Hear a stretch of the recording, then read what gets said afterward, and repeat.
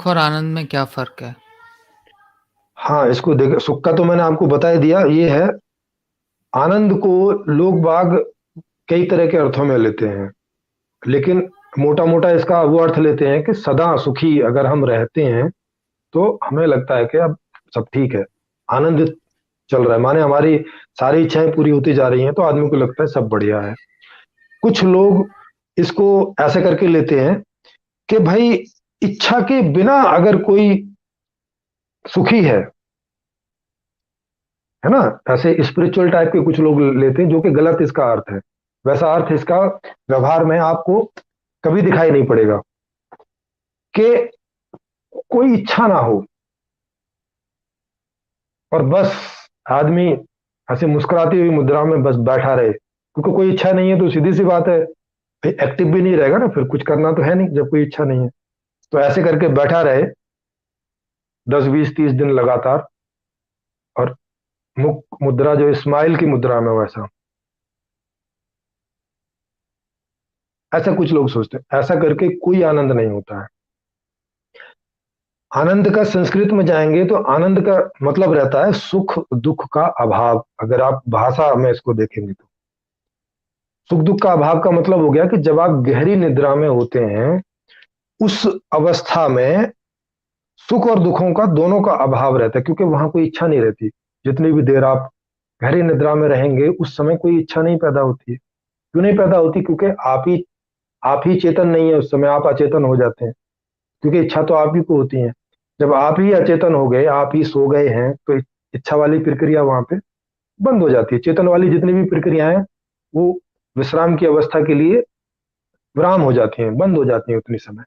तो उस समय कोई इच्छा नहीं होती, और हमारा संबंध जो है हमारी अनुभव करने वाली इंद्रियों से कट जाता है गहरी निद्रा के समय।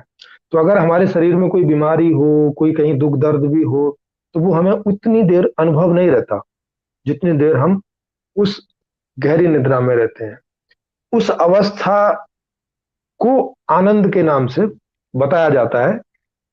या तो आप ये बोल दो कि सुख दुख का अभाव, और या इसको एक शब्द में बोल दो, आनंद। समझ रहे हैं? या तो इसको एक लंबे सेंटेंस में बोल दो कि भाई, हमारी एक ऐसी अवस्था है जहां पे सुख दुख का अभाव रहता है। कौन सी? उसका नाम है सुसुप्ति अवस्था। सुसुप्ति माने प्रगाढ़ निद्रा, गहरी निद्रा। क्यों सुख दुख का अभाव रहता है? क्योंकि वहां आप कोई जब कोई इच्छा ही नहीं करते तो सुख दुख का प्रश्न ही नहीं खड़ा होता। दूसरी बात, अगर आपका शरीर में भी कोई दिक्कत हो, तो उस समय हमें इसकी अनुभूति नहीं होती। क्यों नहीं होती? क्योंकि हम सोए हुए हैं। सोए हुए आदमी को क्या अनुभूति होगी? अनुभूति की प्रक्रिया तो जागे हुए आदमी को होती है, मतलब ये कॉन्शियस की प्रक्रिया है। चेतन होने में ये सारी प्रक्रियाएं होती हैं, अचेतन में नहीं होती। तो अचेतन एक ऐसी अवस्था है कि जितने समय भी आप अचेतन रहेंगे, कोई भी कारण से, चाहे नींद में जाके रहें, चाहे कोई कारण से बेहोश हो जाए, कुछ हो जाए, उतने समय आपको किसी सुख दुख की अनुभूति नहीं होती, क्योंकि कोई इच्छा भी नहीं होती, कोई चिंतन मनन, कोई भी चेतन वाली कोई प्रक्रिया ही नहीं चलती है किसी भी तरह की। तो उस अवस्था को की अवस्था को बताने के लिए कहा है कि वो आनंद की अवस्था है, उसका नाम है बस। इसीलिए मैंने आनंद को जीवन का उद्देश्य नहीं कहा। जीवन का उद्देश्य किसको कहा? सुखी होने को। तो सुखी होने में और आनंद में आपको ये फर्क पता चल गया होगा। जीवन का उद्देश्य सुखी होना, और आनंद केवल हमें विश्राम की अवस्था में होता है। जितनी भी देर हम विश्राम की अवस्था में रहते हैं, तो या तो ये बोल दो कि हम विश्राम की अवस्था में थे, या ये बोल दो कि हम सुषुप्ति में थे, या ये बोल दो कि हम आनंद में थे, या ये बोल दो कि हमें कुछ पता नहीं था भाई, हम सुख दुख के अभाव में थे। इनमें से कोई भी सेंटेंस बोल दो, ये एक ही जैसे हैं। तो भाषा में एक शब्द भी दिए रहते हैं, बड़ी बड़ी बात के लिए एक शब्द भी दिए रहते हैं कि भाई एक शब्द बोल दिया मतलब सामने वाला समझ गया।